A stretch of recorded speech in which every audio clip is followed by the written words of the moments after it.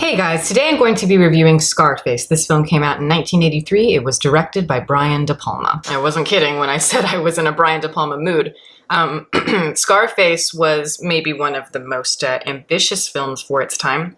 Of course, it is a remake of the 1932 film with the same name, and it was directed by Howard Hawks. One of the great pre-Code era gangster films, in my opinion, and it's known up there with films like, Public Enemy, starring James Cagney, Little Caesar, starring Edward G. Robinson. I am fascinated with the gangster genre and just how it has developed over time, especially in Hollywood, in American film. And this film definitely is one of those that comes more from the postmodern era, where everything is just more operatic, more visual, more stylistically complex than, say, the gangster films of the 1930s. Not always, it's just a lot of the emotion tends to be driven more by the style of it. And when it comes to this, and you compare it to the original Scarface, it is definitely a major departure in style from the original, even thematically. I mean, narratively, there are a lot of similarities, but the emphasis is on different things depending on which movie you're watching. And when you look at the original film, I think there's a lot more subtlety just in terms of how it conveys both the humor and the melancholy and the irony of that. Whereas the 1983 one is very Brian De Palma, as you might expect. It's more a pastiche. It's a very stylized statement about violence and entertainment and its connection to just the cinematic experience. And these are all things that made Brian De Palma who he was, as I've said, in so many of the recent reviews that I've done for him,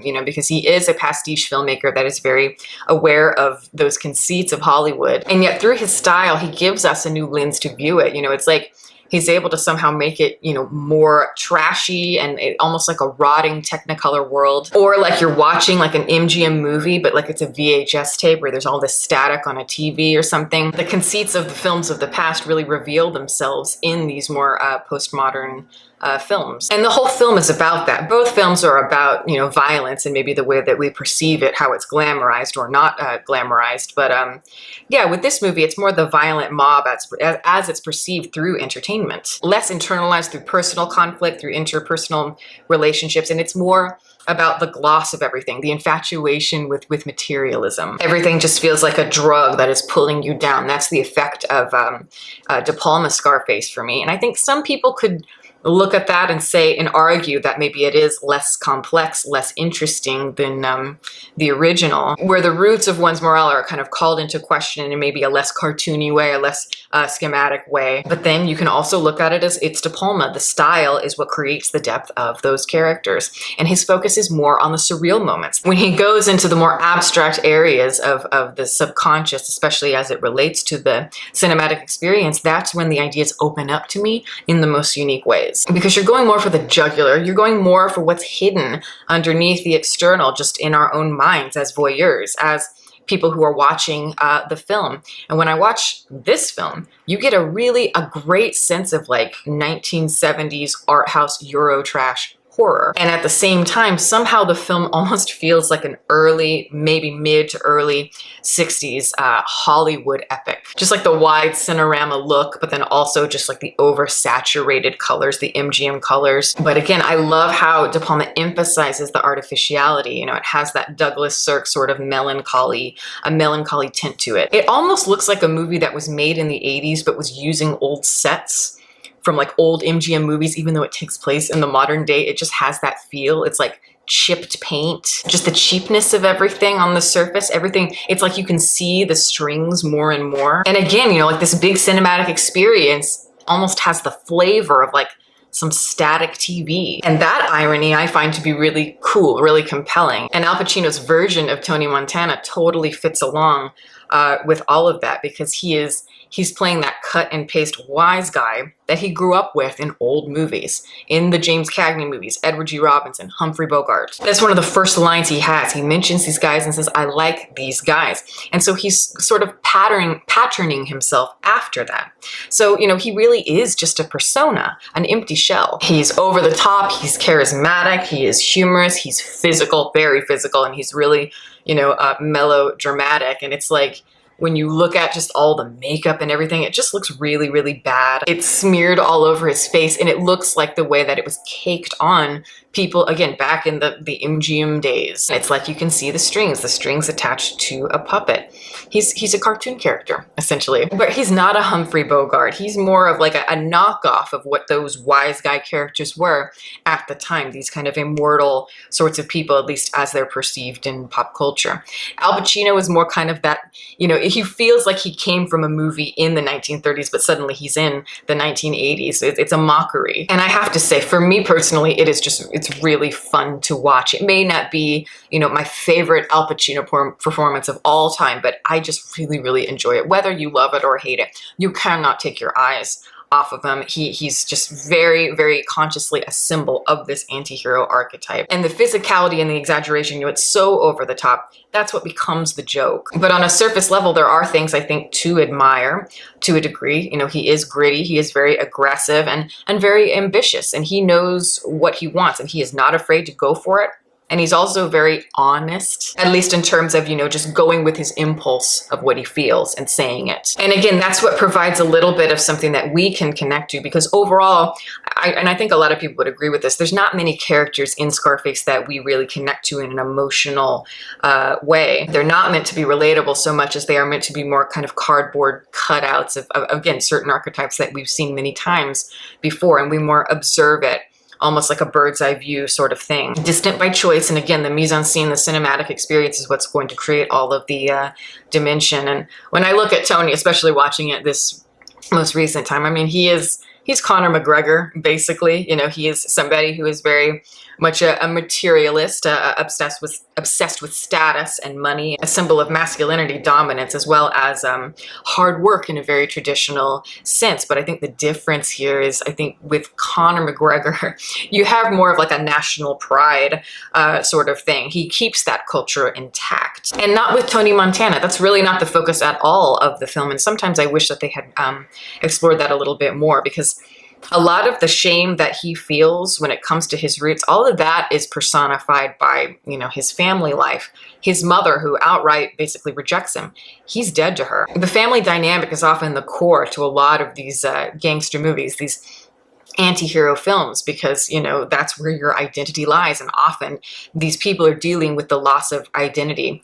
And of course, there are many Freudian implications there, especially when it comes to famous gangsters like Tony Soprano and his mother, or even way back in Public Enemy, you have Tom Powers and his mother. All these kind of, you know, strange, perhaps, relationships with the mother that tie into a very existential aspect of the genre. Again, that search for identity. And because Tony does not have that identity, and it's really kind of cut off from him in the beginning, he has to attach himself in another way to something, some sort of maternal presence. And again, all of that kind of twists into something that is kind of a repressed shame, a sexual urge. But I love how all of that is brought out through that family dynamic, through the sister, because again, that's where so much is revealed, I think, about the human condition. So yeah, I would say that the sister relationship is, you know, maybe one of the more complex and more fascinating relationships in the film, at least for me. And he brings it out, especially in the big climax of the film. I think the third act of Scarface is really, really great in certain areas, because in typical Brian De Palma fashion, he relies on the ecstasy of the image, again, in order to create that light and shade. But I do think overall, the 1932 film, it just feels a little bit more well-rounded as an overall piece. It has more of a risk to me, and I mean that more just in a cerebral sense. It more internalizes the satirical aspects of things and how it contrasts that violence. More subtle, more hidden, more sophisticated when it comes to the writing, and just how all of that weaves into the interpersonal relationships. And there's just more dimension to it in the key areas where I think it counts the most. And I found myself more drawn to the downfall of that version of Tony maybe than this one, because you connect to it in a way. It's maybe more emotionally engaging, it's more haunting, whereas with De Palma's film, you're more fascinated by the way these characters destroy themselves, though you're not particularly involved in their lives. So yeah, just when I look at them too, just when I think about my initial feelings, there's something about that thematic balance and effortlessness of that original film that I have to admit, I love Scarface, the 1983 version. I am so compelled by it. There, again, it's just I have a fascination with De Palma. There's something just so intoxicating about the film. He can just capture that essence, that very ironic essence that is so intoxicating, just this desperation. And as these characters downward spiral and they reveal who they really are, you realize there isn't much of a core at all with any of them. There is really no backbone. And so there's a lot of shots where it's like, you know, all over this property, this big mansion that Tony has, it's like everything is seen through like surveillance cameras or little screens. And by the end of the movie, Tony is almost always just surrounded by mirrors, and there's always many reflections of him, because, you know, it's like we don't really know who he is. It's surface upon surface upon surface to the point where there's really no person left at all. And, you know, it's just an archetype. It's just a cliche. Yet that hollowness is quite consuming and quite tragic. Pop culture becomes our identity. And I think this film reflects that in a very beautiful way. I love Elvira in the film, played by the stunning Michelle Pfeiffer, who just slithers down that elevator in just an amazing way, in a way that reminds you of, like, I don't know, Rita Hayworth and Gilda, you know, that hair flip entrance. Just as an image, she embodies everything, you know, that icy film noir-esque femme fatale. That's very mysterious. And this is another example where Michelle Pfeiffer is just excellent in the film. And even though you never get to know the character really well, you get a sense of who she is because the acting is really good here. This woman is deeply sad, deeply lonely, and impossible, I think, to penetrate. Her shell is just completely hardened by whatever she has been through. But Pfeiffer, I think she was so young when she did this part, but I think she can really bring out depth, you know, fill in the blank spaces where she needed to. And I know she wears a lot of sunglasses in the movie, and she kind of covers herself up. She's very guarded a lot of the time, but you feel her pain through those amazing feline eyes. They're full of fury, and in a way, she's kind of terrifying, you know, in the way that she's able to emasculate the men around her. Because in these tragic tales, it typically is the woman who creates the man's downfall, because, you know, she attaches herself, or she represents a lot of the man's weaknesses. And yeah, I mean, Tony doesn't give a shit about her. I mean, because he's an asshole. He loves the idea of her. He loves the idea of everything until he gets it and realizes he doesn't have the intelligence to really think things through. He is so ego-driven that it completely clouds all judgment, any sense of intelligence he might have. Everything is seen through this, again, romanticized pop culture lens, the idea of the American dream. You know, excess filling temporary voids. And when you don't think things through to this degree, of course it's going to implode. Of course it's almost, you know, again, it's borderline farce.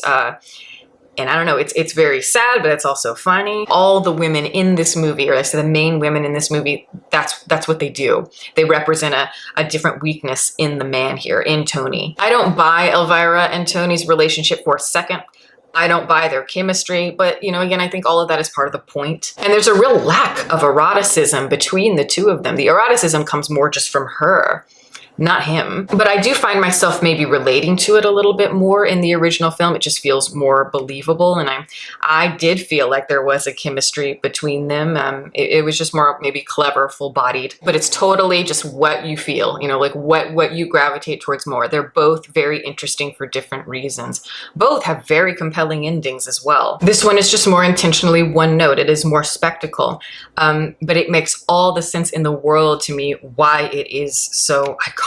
I mean, it's just fantastic. I think what makes it so interesting actually is the more nightmarish aspects, especially when the sister appears and she's almost like a ghost in front of them, or like some sort of a demon. It's a strange sort of psychosexualized climax in the movie, and it almost feels like, at least when I was watching it this last time, I felt something really intense going on in my mind, where it felt like, yeah, your unconscious mind, your psyche is kind of merging with the screen, and the true depths of the human mind are starting to kind of break loose there. It's almost like a valley of blood flowing. But this is my favorite moment in the entire movie. It's the idea of just ultimately facing the ego for him as a character. She points the gun directly at him. It is his biggest confrontation yet, his most important moment, the facing of the self, as I said. And again, you know, there's nothing really there. He's so empty, he's so shallow, he's so useless that he basically just becomes taciturn at the end, and he doesn't even make sense. It's like he's unable to process anything or communicate it with her. And I love how by the end of it, he's just screaming like incoherent ramblings. It's really fun, it's really funny, but it's like infused with this adrenaline and like this serious darkness. And that huge moment, that big climax where he gets shot over and over and over again. Of course, a lot of people debate, why didn't he die after all those shots? And, you know, like, I don't think you can ever take Brian De Palma that literally. He's always breaking from internal logic. And for me, that moment, just how I read it, I think it's wonderful because it's like that is where the illusion is merging with the violence and the sexual aspects of things, the intensity. It all reaches a feverish climax. And that's where the frame blurs. And I think that's truly where something really faceted is happening. But yeah, for me, that is where the film shines. There's a lot of great moments in this movie. But the last 10 minutes of it are fantastic. And I guess when I look at it, I wanted just more of those moments, you know, more of those those breaks from that internal logic, more into a dreamlike atmosphere, like the confrontation with the sister, like the confrontation with all those people shooting him at the same time. Of course, he gets shot in the back because, you know, death is that one thing we can't control and we never see coming. I just like it when they push into those abstractions because that is where the depth of this particular rendition of it comes from. But even though there are things I wish did connect a little bit more with me, I'm just amazed, you know, by the pastiche elements and how they're weaved in, and they keep us very separate from the emotion in a way that is also very appealing. The emotion is part of the voyeurism, and it's part of understanding that voyeurism. I wouldn't say that this is my favorite De Palma film. There are other films that I like more than that, and you know, I reviewed Blowout recently. That's probably his great magnum opus.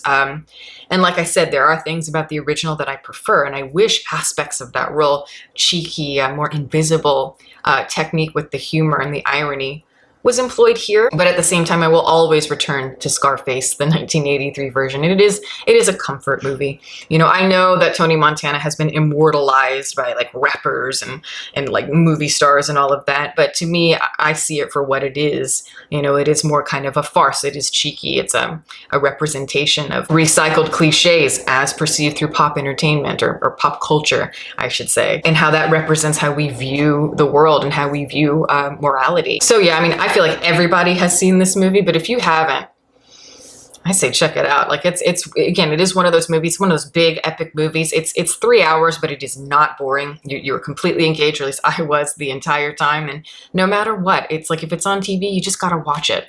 You know, it's one of those movies and a De Palma classic. But that is the video. Thank you guys so much for watching. I'm going to plug my website. It is deepfocuslens.com. I am an artist and I do commission portraits and I sell prints of my work. If that is something that you are interested in, you can always go to the website. If you have a question about a commission or a print, you can email me. My email is in the description box below. Also, I'd like to give a shout out to my wonderful patrons from Patreon. Thank you so much for everything. And if you're interested in becoming a patron, the link to support that is below, as well as the rest of my social media information. You can watch more videos here, and you can subscribe if you'd like.